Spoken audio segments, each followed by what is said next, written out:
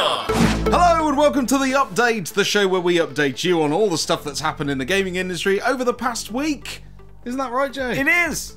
And this week, there's not been a lot. No, there hasn't. It's a bit weak. It's very this weak. It's very weak, and it's very Nintendo heavy. Ah, right. Well, without further ado, Jay, what's the first item on the news list? Nintendo. Right. Yeah, basically, they've announced that their annual profits are up 500%. 500%? Yeah, after selling 15 million Switch consoles. Frickin' hell, that's good. Yeah, that's pretty good. That's really good. That's put Nintendo on there now. They're going to overtake Microsoft soon. Have they made their money back from the losses on the Wii U yet? I think they have, probably tenfold. Nice. And so there's a load of new gaming news. One of the big ones is Wolfenstein 2 has finally got a release date for the Switch. Yeah, it was kind of it always had the logo, didn't it? Yeah. And I was like, well, where is it? Yeah. When is it coming? So when is it coming? June 29th. Hey, awesome. Yeah, and it's the same experience that you had on the PS4 and the Xbox One, so it's completely uncensored. It's the full game. Nice. So it's a proper adult game on Nintendo, and I think it's the first Wolfenstein game on the Nintendo since Wolfenstein 3D on the SNES, maybe. Wow. Yeah. That was a terrible port as well. It was, yeah. So let's hope that this one is a little bit better. Yeah. Well, if anything, if Doom's anything to go by, then yeah, it should work really well. Yeah, I loved it. I haven't played Wolfenstein 2 yet. So I think I might get it on the Switch. Yeah, and play it that way because I played Doom on the Switch as well. So yeah, I'm gonna stick with the Switch for my Doom entertainment. It's pretty good playing it on the go as well. Yeah, exactly. So there you go. Wolfenstein 2 out on Switch on June 29th. Woo! Yeah. What's next? Okay, we move on to Square Enix. Enix. They've added a couple more jobs for Final Fantasy VII Remake. Okay. Yeah. What are the jobs? Well, they're asking for a level and battle designer. Okay. That sounds like kind of an integral role that they should have had, I don't know, when they started. I know, yeah, however many years ago it was when they announced they're working on it. But interestingly... Should we be worried? No, I don't think so. I think they're kind of doing it in stages, or they must have got to a certain point and decided they want to go further, so they're just advertising for more roles to help make it better. But what they've also said in the job advertisement is that, and I quote here, it won't just be a remake but a brand new creation that surpasses the vision of the original. I don't know about that. There's some big words there, but it sounds exciting.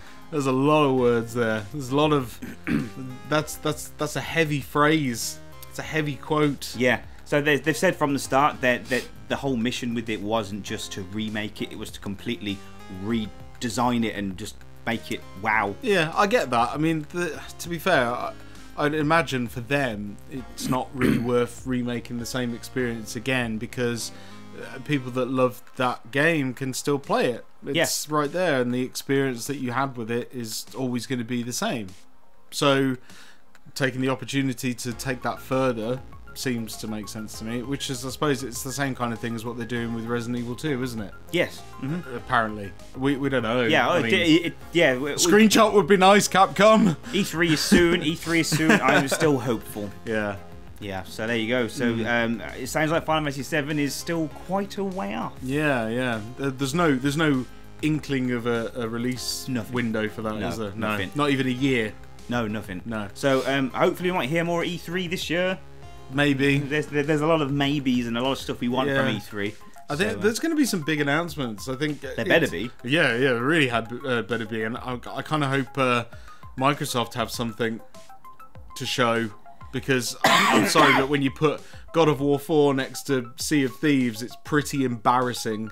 Yeah, just a little bit. Just it's been a pretty poor showing from Microsoft, but with this, them hiring someone to look at getting games and stuff. Yeah. And they're going all out for this year's E3, so they must have something up their sleeve. I really hope they've got a good game announcement, because I've been absolutely disappointed, and not just with Microsoft, but across the board in general. That we just seem to have gone through this patch of gaming recently that's just sucked. Star Wars Battlefront, the loot box fiasco. Just all these crappy low-end games coming out, like Fortnite and Battle Royale clones up the arse, fucking... Yeah, there's two more of those. I know. That latest one, I can't remember the name of it, that you spoke about last week. Right. it doesn't matter. That one. And H1Z1 as well is coming to consoles soon. Is it? Yeah, that's another battle royale game featuring zombies. Wasn't H1Z1 basically a really early access on crappy the PC Steam title from years ago? Yeah, it's coming to consoles now. Yeah, it's another free-to-play battle royale game. Yeah, no thanks. We need another one. So yeah, I've been really disappointed with this just stretch of really crap games that are obviously designed for quick thrills and a cash grab. Like, that's literally all it is. And then you get something like a masterpiece that shows up, like God of War 4. It kind of reminds everyone, like, oh, that's what gaming's about. Yeah. That's why I love video games, because of stuff like this. Yeah. Thank God it's come along as well, because maybe now other developers will just go like, oh, it's actually kind of worth investing some time and making something worth playing. Yeah, I just love the way that when Sony had their PlayStation experience at the end of last year, and they kept making digs at the industry saying that, well, no one wants single-player games anymore, and they were just like, well... They kind of do. Yeah, they do, and Sony will always keep giving them. So we had Horizon Zero Dawn, we've just had God of War, and we're getting The Last of Us. So, yeah, Sony are really delivering on the single-player front. Yep. But yeah, we don't need any more Battle Royale clones. No. And with everything else, the new Battlefield's supposed to have one, the new Call of Duty's supposed to have a Battle Royale mode. See, literally, this Battle Royale mode, to me, all these Battle Royale games, it's kind of like these big high-end developers releasing something like Flappy Bird on the console. Yeah. And putting microtransactions in it and loot boxes. That's literally all it is to me. It's just a freaking Flappy Bird. Yeah, but they make money. People stream it on Twitch and they break records. They released the free version of Fortnite for the mobile, and in a month it made $25 million. So they are making money. So it's a sad world, isn't it? People just need to stop spending money on it. I guess it's the equivalent of getting a chocolate bar out of a vending machine and going to a chocolatier and getting a proper box of chocolates made, isn't it? I'd rather have the really nice box of chocolates. Yeah, than somebody get a machine just every now and again, the same thing over and over again. That's what I mean, yeah, I like the fine dining, you know? Yeah, more of that. And PlayStation seems to be delivering so far, so I'm hoping that Microsoft will show up to E3 and go, hey, we can do that too. Here's all this awesome stuff that's coming out to Xbox. Yeah, I want a big single-player exclusive game for the Xbox. Yeah, that's done by a reputable company and not some really weird, third-party, strange people. Yeah, that make something that sort of works. Yeah, a really good Last of Us / Uncharted / God of War style game for the Xbox. Something solid. We said a while back they are looking at making something similar to Horizon Zero Dawn. There's a job listing for that, so maybe that's what they're going to announce at E3? Maybe. Or maybe they'll announce the reskinning of Scalebound. That's a game that still could come back, who knows? It could. Yeah. But it still didn't look that interesting anyway. But yeah, no more Battle Royales. Give us some more single-player games. Absolutely. And thank you, Sony, for doing that. Cheers. And then, lastly, talking about games, Valve bought Firewatch developer Campo Santo. Okay. Do they have plans to do something like that? Well, Campo Santo in the middle of making a new game in the Valley of Gods. And they have now said that, yes, that will be a Valve game. So with Valve getting back into game development and buying development studios, and then they had that like an Ask Me Anything a while back, didn't they? And they said they wanted to get back into making games. So could this be the start of Valve maybe coming back to the scene? Could we see a 3 in Valve's lineup, whether that be Half-Life, Portal, Left 4 Dead, anything? Just give us a 3. It could happen. Yeah, maybe. Could happen. Valve are making games again. Half-Life 3 confirmed. I know, right? Yeah. No, whoa. Sit down. That is so the title of this video. I know, right? So yeah, Valve might be coming back, which is quite exciting. Yes. But before that, you made a game, didn't you? I did. Yes. Last week, you may have, if you were watching last week, you would have heard me say that I was taking part in the Ludum Dare or Ludum Dare. I don't know how you pronounce it. Game Jam, and a game jam is where a group of talented people get together, form teams, and you make a video game in 72 hours. And we did just that. I worked with this guy in Brazil. A really talented coder, and he did the whole thing in JavaScript, which was a bit challenging. but that's his preferred kind of format. And I did all the artwork and the sound, and yeah, we just kind of hashed it out over the internet, and we came up with a cool game. With the game jam, they give you a theme. So our theme was combine 2 incompatible game genres. So we decided to go with farming, like Harvest Moon, and tower defense, so your farm gets attacked by monsters, and we decided to call it Harvest Doom. I'll put a link to it down in the description below if you want to play it. Just comment to what wave you got to and let us know what you think of the game. But I really had fun making it. It was really tiring, but it was super fun. It was many late nights, lots of coffee. Yeah, you played it. I had super fun playing it. It's a really can we get a mini review? A mini review. It's great. No, it was. I mean, just the whole farming aspect, building towers, defending. It was really cool. It was really stressful to begin with, but you start to get into a bit of a flow with it, and. No, I did. I really enjoyed it. It's really addictive as well. Yeah, you'll likely die the first time you play it. It's a bit weird to get. Oh yeah, I went straight in. I was just like, okay, that did not happen how I wanted anything to happen. But you came back the second time around. You were like, right, that's not happening again. Yeah. So I just really hit it hard and just But no, it is. It's great fun. I think I got to wave 30. Yeah, something like that. It was either 29 and 30. Yeah. It was around that sort of area. Yeah, basically, if you get the Doom Tower, that's kind of the... We didn't really have time to code an end game or do a congratulations, you saved the day. So we just kind of decided that if players can buy the Doom Tower, then that means your farm's safe. You're all good to just chill out and make more crops and stuff like that. But yeah, it's such a... it was such a fun experience, and working with not only my teammate but other people on the Ludum Dare website. The community in that place is just so strong, and even if you don't develop games yourself, sign up, make an account. There's absolutely thousands of free games that have been created in a weekend that you can go on and play for nothing, and they're a laugh. So, and you can talk directly to the developers and stuff. It's really fun. But yeah, and also our game, Harvest Doom, it's got 4 enemy types. Yes. Yeah, that's 3 more than Sea of Thieves, folks. 3 more. I see the point you was making. Yeah. Yeah. So yeah, if you want to see what all the fuss is about, go check the link in the description and play the game. Yeah, and then let us know in the comments what you think of it and what wave you got to. Yeah, I tell you what, I'll be expecting your 1-sentence reviews. Okay. Yeah, 1-sentence reviews on Harvest Doom. That would be fantastic. All good feedback. Cool. That's it. Cool. Anyway. Yeah, is that the end of the news, is it? Yeah. So speaking of comments... Oh yes, we've now reached the part of the show where we read out your comments from last week's show. But last week's show was a little bit different because it was live, wasn't it? So we asked you to comment on the video after it had got re-uploaded, kind of thing, and you have. So Jay, who's our first commenter? Okay, we go in straight away with Widden Pallets. Widden Pallets. I love that username. Yeah, I know, it's brilliant. Yeah.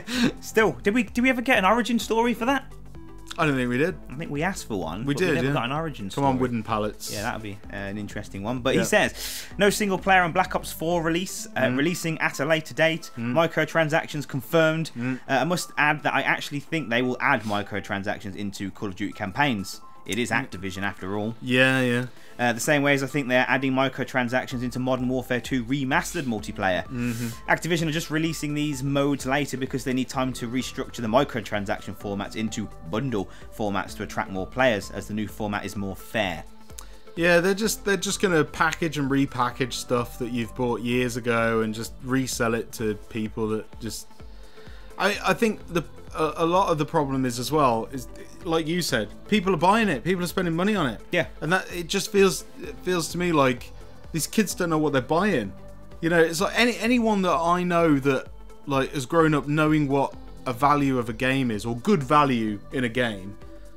You know, you wouldn't spend 60 quid on one multiplayer mode. No. And nothing else. I mean, and it's just kind of sick and sad that that's what it's coming to. They're just stripping everything out and just dishing it to you in little bits and dribs and drabs and bundles and digital deluxe deals and that are more expensive than the physical collector's editions. It's ridiculous. Yeah, I never got. Yeah, don't flip the table. We need the microphone. But I get your frustration. Yeah.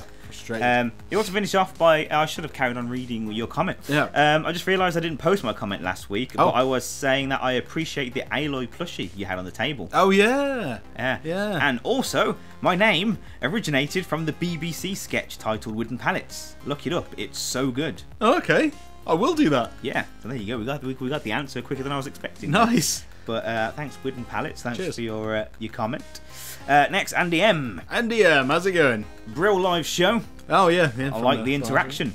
Yeah, it was good. It was good fun actually. Like I don't know, maybe we should do like one of those a month or something. Yeah. Maybe split it up a bit. Like a live update. A live update. I mean, it worked out pretty well. I mean, it was kind of like last minute, like. We need to do something. Yeah. And yeah, because you weren't available last week, so we just kind of threw it together. But it kind of worked pretty well. So like maybe we'll do another one. I don't know. But thank you anyway. Thank you. Yeah. Keep doing what's best for you, live or not. I'll still watch. Hey. Well, there we go. Yeah, there you go. My question is: which tournaments now being streamed live and people with tournaments now being streamed live and people streaming on multiple sites, what would you like to see being streamed?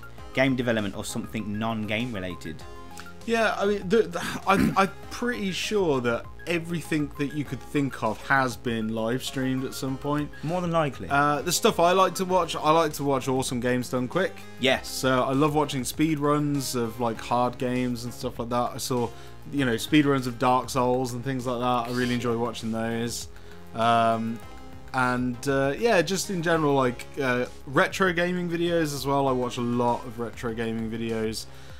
Non-gaming related, I guess I do watch animation videos, as in like people making animations and stuff, and I've watched a few live streams where people have been making video games, so I do enjoy those. Yeah. But there's been everything. I mean, I even considered doing a live stream channel at some point of me just putting together Lego.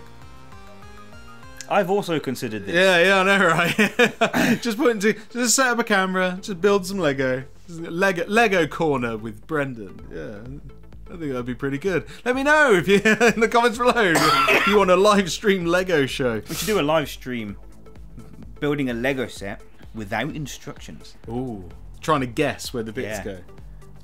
Just the only thing you've got to go on is the picture on the box. Yeah, picture on the box and all of the pieces. So split from the numbered bags, just in a pile. Yeah. Go. That sounds like a fun challenge. It sounds like it's probably going to end me. Yeah, I'm saying I like watching speedruns, games done quick. I also like watching something which I've seen happen a lot more often now, and it's people making like sitcoms out of video games. So okay, it started with Red versus Blue. Oh yeah, and Rooster Teeth did that. Yeah, and then like channels like Neebs Gaming do it for things like Ark and 7 Days to Die. Okay. And it's really funny. Obviously, most of it's scripted, but they're in-game characters like in certain scenarios, and it's really clever and really funny to watch. You'll have to send me a link. Yeah. To something. I'll check that out. Yeah. So Neebs Gaming. Yeah, but it is pretty good. But, nice. Yeah. But thanks, Andy. How's you going? Cheers. Thank you. YouTube Poop Train. Hey, how's it going?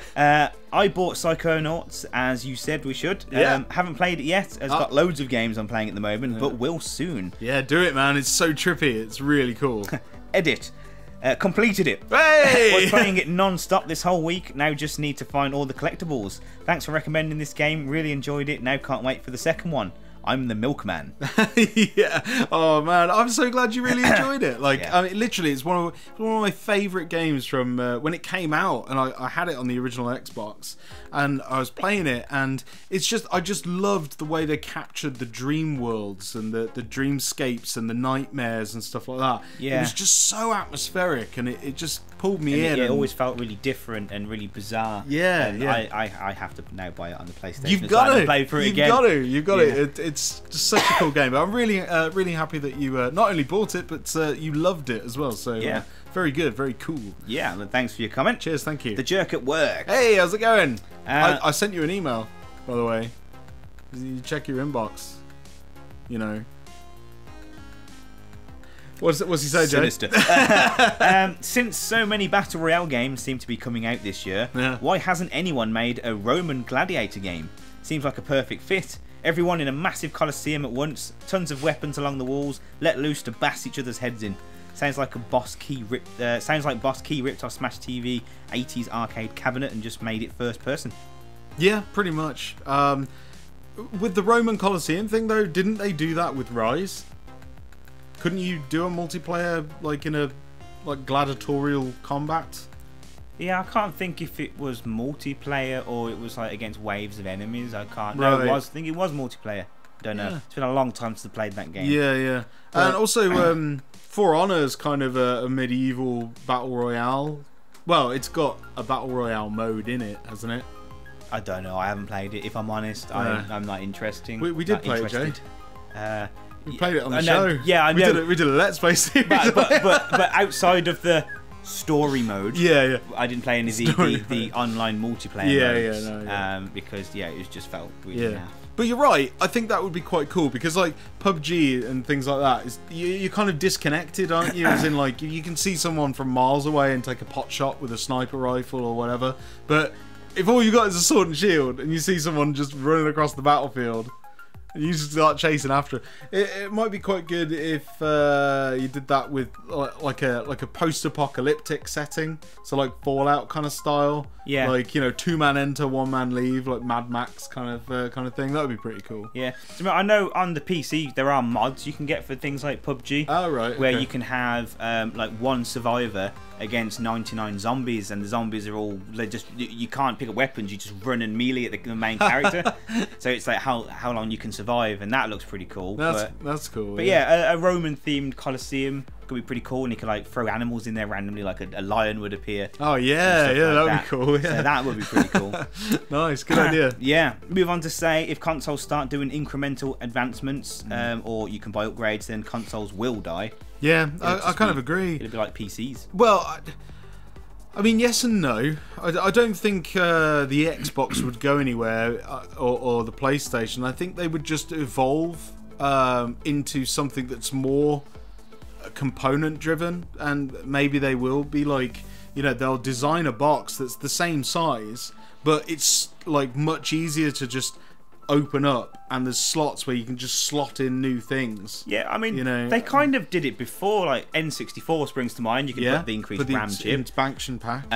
In the first PlayStation 2, there was a big empty slot at the back where you could put the network part. For the modem and everything, play online. And the same for the GameCube. You could just slot it into the network thing, and you had the Game Boy adapter. That's right. So they have kind of made consoles like that modular before, but I think they could do it in a way now that would be much better. Yeah, because I mean, back in the day, they kind of put those things in place so they could potentially make something at a later date for it. Yeah, like I mean, there was so many consoles have been doing it for years, add-ons and bolt-ons and stuff. And to be fair, they've kind of gone away for a long time. So I don't know. I'm starting to think that incremental kind of modular stuff isn't as bad as we possibly made it sound last time on the last update. It could be a good thing if it's designed right. Yeah, if it's designed right from the off. I would rather buy a £100 graphical update for my Xbox One S than go out and spend £450 on a brand new console. The Xbox One X. I mean, and that's the only choice you've got right now. I mean, if you've already got the Xbox, you know, you've got the Xbox One S, and you want the 4K bit, like, do you really want to have to spend another £400 just to get another box? Yeah. I mean, I know you could probably trade or sell that one anyway to put it towards, but if the option's there to just go and pick up a card, you know, like a circuit board, like in a nice little enclosure, and then you just take the top off and just slot it in one of the many racks inside the console, then, like, you know, that could be really good. Yeah. And it's much easier and more accessible than, say, if you own a PC and you're not really tech or PC savvy in that way to take them apart and all that kind of stuff. It can be a bit daunting opening the side of a PC case, and you're like, well, what's all this stuff doing? Yeah. But if you've got like a really nicely designed console with a hatch at the back that's just got neat rows for upgrades, I think that could work really well. Yeah. Makes it more accessible to everyone then, I guess. Yeah, so maybe not be so bad. Yeah, maybe not. Yeah, meh. Let us know what you think in the comments. Yeah, I'd be interested to hear what everyone thinks about that. Yeah, it'd be pretty cool. You also ask, are you guys MOG YouTube on PSN? Yes, we are. We are. I'll put all the links to our PSN and our PlayStation community in the description. Yeah, so click down below and you can find all those details. Yes, and you can stalk us on PlayStation. Woo-woo! But thanks. Yeah, Check it work. When we have time to play games. Anyway. We have time to play games? Yeah, no. Gracer. Hey, our competition winner. Yes. How's it go? Oh my god, thank you so much. First, the Rebecca Chambers sign artwork, and now this. Yeah. I've been quite lucky. I know, yeah. You guys really made my night. Sorry I couldn't join in the live chat. Too busy driving to work. Yeah, that's quite important. Yeah. But yeah, that's the standard price for PS4, Xbox One games here in Portugal. Yeah, €80. Yeah, it's insane. Oh, it's crazy. Yeah. But you haven't left me a comment yet with your not a comment, but if you could drop me a message on the Facebook page with your shipping details, I can get that game sent off to you post haste. Yeah. So please do that. Please. But the PC games are 40 or 50 euros. Oh yeah, well I suppose it's like here, PC games are kind of 30 quid. Yeah, they're slightly cheaper. Yeah. Crazy on that's why I tend to buy games I want on eBay or Amazon. The problem is I always have to wait for them to arrive in the post. Yeah. So sometimes I've bought a game on Amazon so it arrives on release day. Doesn't come to the evening, and I'm like, oh, I could have got up in the morning and gone to Tesco or Game and bought it. I don't know. Amazon have really started to mess up round here. I mean, they used to deliver like pretty much bang on in the morning every time, but like now it's like 8-9 o'clock at night. Yeah. And it's like, well, I finished work 5 hours ago. I could have gone to Tesco on the way home and got it. Yeah. Which is what I've started doing now. If I want a game on release day, I'll buy it from the shop myself. Yeah, it's easier because Amazon you can't actually guarantee to get something in the morning anymore. Yeah, because like if you book that day off from work, to play it, you'll be sat twiddling your thumbs all day, and it comes in the evening. Yeah, sickening. Yeah, sickening. He says you're welcome to email me anytime during the day, and I'll give you my PO address. So maybe we should let you know what our email address is, and then you can email us your details. It's in the description below. Yeah. It's not a secret. Yeah, it's on the channel as well. Anyway. Yeah. So we'll make sure you've got that. We'll get your details, and we'll send you your copy of Sea of Thieves. It'll be with you very soon. Be very soon. Soon. Arr. Thanks, Gracer. Thanks for your comment, and well done. Outdaft UK. Hey, how's it going? I do think the Xbox One's backwards compatibility is super generous. I prefer backwards compatibility over remasters. I hope Sony does the same. I think they will. I think if they made a new console and it wasn't backwards compatible, I think it would be quite shocking. Yeah. Well, this soon, you know? I can't remember. I mean, there's been some PS5 rumours going around. Yeah. And I do remember them saying that it's not going to be backwards compatible. Really? Yeah. I don't know why. Yeah, I mean, you'd think that they would have had that in mind when they made the PlayStation 4. And I kind of thought they did because they changed their entire architecture, like, of how they make the console. Yeah. To make stuff like that easier. Yeah. But I know they're re-releasing a lot of the PS1 and PS2 games on PSN, so it could just be a marketing thing where they'd rather you spend an extra £3 to play an emulated version on the software rather than just putting your disc in. I mean, to be fair, like if you're like me, I've got my PlayStation 2 Slim just tucked away neatly under my TV. And it's perfect, you know. Those consoles are great. I mean, it's got an optical out audio cable on it that's going into my surround sound system. It's so tiny. It's just slots under the TV. Can't even see it. It plays PS2 games. It plays PS1 games. Ain't no thing. Yeah, I've got my PS2 Slim hooked up as well, and you can use the component cable from the PS3. That's right. So you can still run it HD-ish. Ish. It's not. But it's, you know, I don't think it's a hardship to pick up a PlayStation 2 Slim. You know, there's plenty of them about. Pick one up, you've got the ultimate backwards compatibility then. Yeah. In a very small package. Yeah. So that's what I'd do anyway to get around that. Yeah, so I think that's it. A lot of people that want to play the old games still got their old consoles anyway, so maybe Sony are thinking our fan base is strong enough, we don't need to. Yeah, maybe. But it would be nice to condense it all into one box. Yeah, it would be nice if at least the PS5 would support PS4. Yeah. At least that. At the very least. Yeah, and well, by extension, you'd think PS3 because it's Blu-ray. Maybe slightly different architecture. Maybe, well, massively different architecture. Yeah, so it maybe was not. the PS3. I don't know. But it would be nice. Yeah. Future goals. Yeah, we'll see. We'll see. But thanks out, Daft UK. Cheers, thank you. William C5233. Hey, how's it going? I can't believe I missed this live. Ah, yes, yes. Well, we didn't announce it. It was kind of last minute. So yeah, it's a bit of a shock. Apologies for that. So, I bought Agents of Mayhem for £10 brand new from game. And the code that was in the box for Johnny Gat was used. Has this ever happened to you guys? No, because I don't buy pre-owned games where there's DLC, you know, in the box or whatever. Yeah. I've never really done that. And a lot of the times, if I buy a new game and it's got a DLC item, I never use it. No. I never ever do it. I mean, it doesn't give me any joy to have the item that's printed on this piece of paper. I'm just like, what's the point? Just put it in the game. However, I think the funniest incident I remember was we both forked out for the £150 Destiny edition, which came with everything. I redeemed all my codes and I got all my extra content. Yeah, you went to do yours, and what happened? It was expired. The code expired because I literally waited. I think it was a year. It was a year. And it expired. But the thing is, I mean, the stuff wasn't even. It doesn't even make any difference to the game. It's like it was a couple of extra missions. Yeah. No, was it missions? Yeah, it was the season pass. No, it wasn't that. It was just some. Oh no, it was the season pass, wasn't it? Yeah. So yeah, I mean, I didn't think a season pass could expire. I mean, I think that's pretty bullshit, if I'm honest. So, and especially after 12 months, you usually get a couple of years on them. Yeah, but yeah, this was 12 months. I know I realised that's my bad, but like it just, whenever I get a game, I could not give less of a fuck about the bits of paper inside. Or any pre-order bonus DLC. Shove it up your fucking ass. If you're not going to put it in the game, I don't care. It's not in the game. Who cares? Yeah. I don't need it.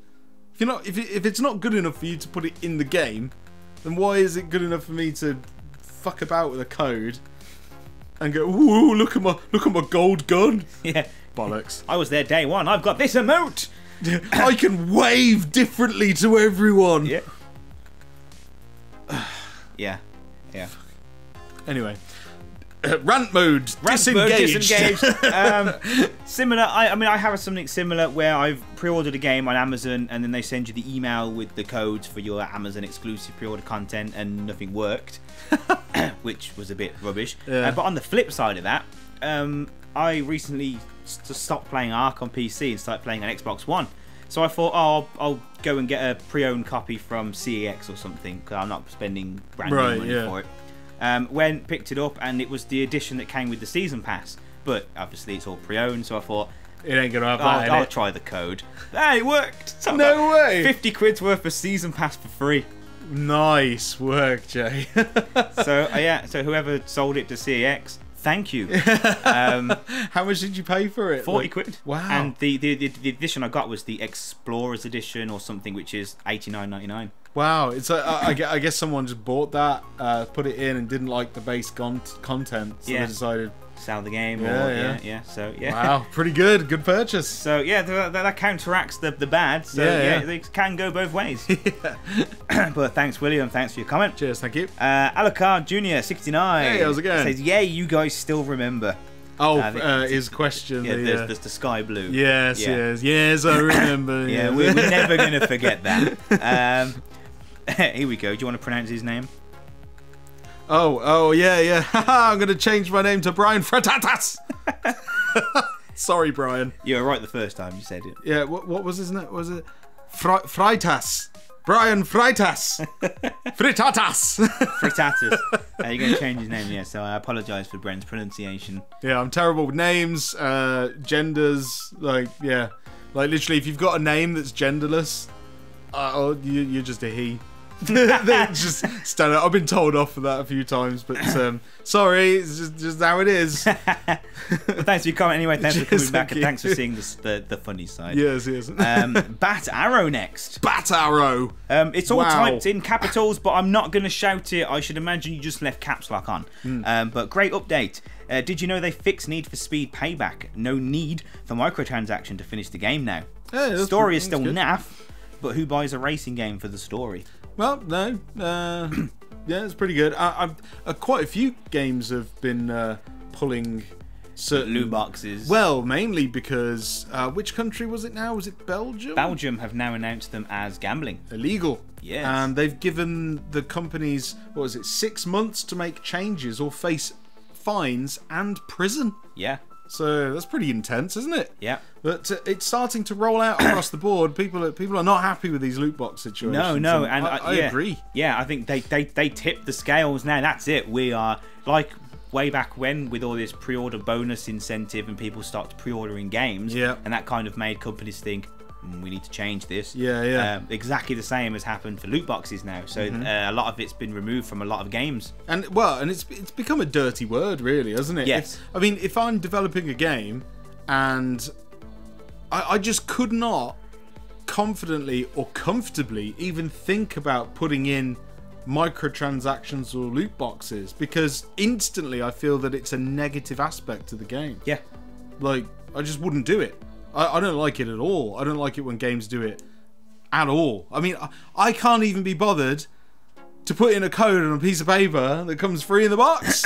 I don't like it. I don't care. Put it in the game or leave it out. That's it. Yep. Rand mode disengaged. Yep, there we go. But we're not going to get started on loot boxes again. No. But thanks, Bat Arrow. Thanks for your comment. And lastly, Stephen McCall. Hey, how's it going? Hey guys, I'm guessing Pepsi Max was in your cup. No, it was. I can reveal, can't I? You can. Yeah, it was Kraken Rum and Coke. Kraken Rum and Coke. Yeah. There you go, Kraken Rum and Coke. There you go. So we had one guess, but there's no what's in my cup. There's no what's in my cup this week. I know, the cup's actually dirty and I didn't have time to wash it, and well, you don't need to know that bullshit. There's no competition this week, but oh wait, didn't we say that? Oh yeah, well I'll tell you what then. Seeing as I made a game, if you want a bit of a competition, how about you play the game and let us know in the comments what wave you get to, and whoever gets the highest wave gets a wave. Hey! One of these. Don't give it away now. Oh, you have to earn that. Avert your eyes. You have to earn that. You got to earn that. Earn that. So yeah. He also says, "What's your favourite genre of games?